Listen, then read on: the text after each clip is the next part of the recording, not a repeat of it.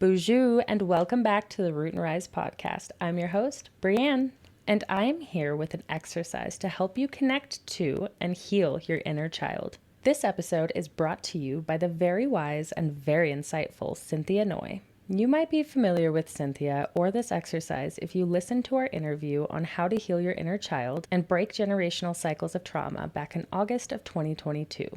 For those longtime listeners, thank you for being here. And I'm guessing that you could use the reminder to connect with your inner child because it has been quite a while since we revisited it. I don't know about you, but I have definitely found myself needing that reminder to connect with my inner child again. And I felt it deserved its own episode because it is that powerful of an exercise. My next episode will be a journaling session to help heal your inner child and expand further on this practice. Make sure you're subscribed to the podcast so you can catch that. There are a lot of exciting changes going to be happening on this podcast over the next year, and I don't want you to miss out on any of it. If you're watching this over on YouTube, you're going to get a special look during this interview at my old podcasting studio, one that was built right underneath my stairs of a previous home. It's been kind of fun to see how far my podcast and my studio have grown. To help support this podcast growth, please leave a rating or review if you enjoy it. Hearing that this podcast has had a positive impact on your life, big or small, is what fuels me to keep helping and offering more for you. Now, a quick intro for anybody who's not already familiar with Cynthia before we dive into the episode.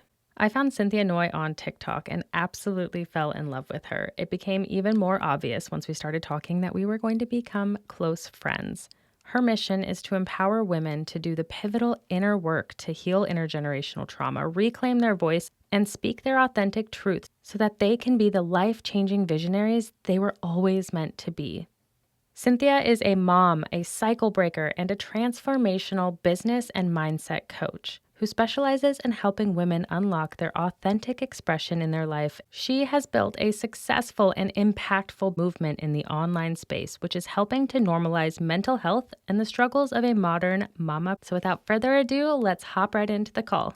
When you're looking at all of these limiting beliefs and breaking down what you've learned and what you've been working towards over the last 30 years, I know that one of the really important pieces, for me at least, has been looking at my inner child, the one that was taught these ways of being in this world, that was shown these learned behaviors and, the path that was expected for me. And I'd love to hear a little bit about you turning into yourself and looking at that inner child, what that looks like for somebody who might not know what their inner child looks like. And I know you have a really awesome exercise that blew my mind when you shared it with me, and I would love to hear more about that too. Yes, I actually heard this on a podcast years ago, and it was by Dr. Jen Chrisman, who is a clinical psychologist. And when she shared this exercise with me, my mind just kind of like blew up because I had been hearing a lot about like inner child work, trauma healing, and I didn't quite know like, okay, how do I do it though? And this visual that she painted, which I've kind of adapted myself, and I take all my clients through this exercise now because it's been so clarifying. The idea is you're on this bus. This bus is headed towards your dream life, whatever that may be, or maybe you're not clear where it's going, but there is this bus. And the passengers on this bus are different versions of yourself, younger versions of yourself. So I'll use myself as an example. So there is the kindergarten version of me who is super afraid of abandonment and is crying literally every single day that my mom drops me off because I don't want to be there. And then there's the teenage version of me who's like full of angst, just like not getting the attention she wants, or I don't know, just lots of like feelings there in high school, right? And then there's like the 16-year-old version of me who's like newly, freshly heartbroken from who she thought was going to be the love of her life, her high school sweetheart. And then there's the adult version of me who's newly graduated and now going into this world of like, okay, what's going to be my job for the rest of my life? Like, what's going to make me the most money, but also like bring me happiness, but also like all of these like narratives. And then there's also like the professional version of me who's like, oh, I've now got this job and it's like amazing. Everyone's loving it. I get to like travel. I get to meet like pro basketball players and all of these things. So there's all these versions of me on the bus, and they all also come with belief systems or pains or traumas that they may or may not have yet resolved. And when you're going towards a certain dream, you have to ask yourself, which version of me is driving the bus? Like, let's say, for example, I knew that being in corporate wasn't for me, but I also wanted to start a business. However, starting a business requires you to be able to, speak publicly, network well. Um, Yet I'm like socially awkward, and I'm someone who's like typically the one hiding behind like the screen or like backstage, like making the posters, like designing props, right? So, how can I then do what I want to do, but that version of me is driving the bus? She's like, nope, we're not doing that. Like talking in front of people, like talking on a podcast. No, wait, nope, we're not doing it. We're taking the bus around. I don't know where we're going, but we're not going that way. Right. So you get clear on who these versions of you are. And this exercise, I kind of like break it down to 3 different phases. And the first one is just identifying her. Like, and what I want to invite you in here is like, this is big work. Um, there's many versions of you that you may not have accounted for that are on this bus. And I want to invite you to just focus on one, the first one that comes up for you. Um, but the first step is to just identify her. Like, who is she? What is she experiencing? Like, what does she look like? What general age is that? And like, what visual comes up for you? It's just like getting to have that visual of her. It might be like looking through photos if you want to kind of jog that memory. So identifying just who she is, what her life looks like at that time, where is she living. The next part is getting to know her. What is her belief systems? Like, what is she thinking about? What does she think about how she needs to be in this world in order to make it, in order to belong, in order to receive love and acceptance and validation? And the next step is to really give her compassion. So sometimes, especially when I was first doing this work, I would look back on previous versions of me and I would just be like, you're so embarrassing. Like, I like cringe, just like seeing you makes me cringe. Right. And that's what I currently see about her. And that for me highlights the negative talk that comes up.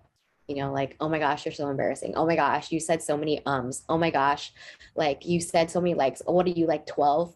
Right. So that's like the voice that comes up. That's the judgment that we have upon ourselves. And that's why this exercise is so powerful, because you get to see how you perceive yourself currently. And from there, you get to choose to no longer say those things to yourself. You get to validate her experience, and you get to, this is the reparenting phase, you get to parent her the way you would have wanted to be parented, and you get to love on her. And for me, the version of me that comes up when I see this is this short-haired version of me, and my mom is putting me in these like really cutesy dresses that are like super itchy and super like she loved them, but I was like, I hate this. Like, I feel terrible in it and I don't love it. But I was forced to wear it because she was like, it's a wedding. Like, you got to wear it. And I'm someone who like wears their heart on their sleeve. So I'm just sitting there like pouting, like, I can't believe I'm not going to smile in any single photo because I hate this. Right. So that's the version of me that like comes up. And what was traumatizing about that was that I was voicing that I was uncomfortable, that I didn't like this. Yet no one was making any changes. I still had to wear the dress. I still had to put up with the itchiness and the discomfort. And I then get to go to her and be like, I'm so sorry that you have to experience this, that your voice isn't being heard, that you are stating your needs and your wants and it's not being met. Like, I get to validate that for her now. And I get to remind her, like, your voice matters. What you want matters. Your needs matter. You sitting in discomfort is not okay. So that is kind of like I guess the overall steps that I took with several versions of myself, to really give myself permission to be emotional and I mean, that situation was like so small, right? Like you would, in this grand scheme of things, it's like, oh my God, you had to wear a dress that wasn't comfortable. Wham. But she learned that what she wanted didn't matter, even if she voiced it, even if she was uncomfortable. And that trickles on, and that belief system continues to evolve, because what our brain does is that it understands from an experience, it learns like, okay, this is how the world works. And since that is how the world works, your brain starts to find um, proof, like that's true, this is true, this is true. And it starts perpetuating that. And if you consistently think about that over and over, it then becomes a belief. So that's why at age 30, I now had issues of my voice doesn't matter. It's been that long. And I first want to say I love my mom. Like she did everything that she could to the best of her ability with the resources that she had. And I love and respect her so much. However, I can also still acknowledge that I experience levels of trauma from the decisions that she's made. And that doesn't take away from her parenting. It doesn't take away from how much I love her or how much she loves me. It's just the ability, I need the ability to acknowledge both that can exist. She did her best, and I still was hurt. She did her best, and I still felt trauma to some degree. And that's the same for any caregiver, any parent. Both can exist at the same time. The most important thing is that we get to revisit those narratives for ourselves and get to heal it for ourselves. And it doesn't mean that we're judging our parents or we're talking badly about them. It's our experience that we're healing from, and they happened. And our job is to validate ourselves. And look, we're going to be the best parents that we can be with the resources that we have, but we also cannot stop how our children are going to perceive that or possibly be traumatized by what we do. Like I've already accepted that my children are going to be traumatized to some degree by something that I've done, but I'm going to equip them with the tools to navigate that and to remind them that I still unconditionally love them and will be here for them no matter what.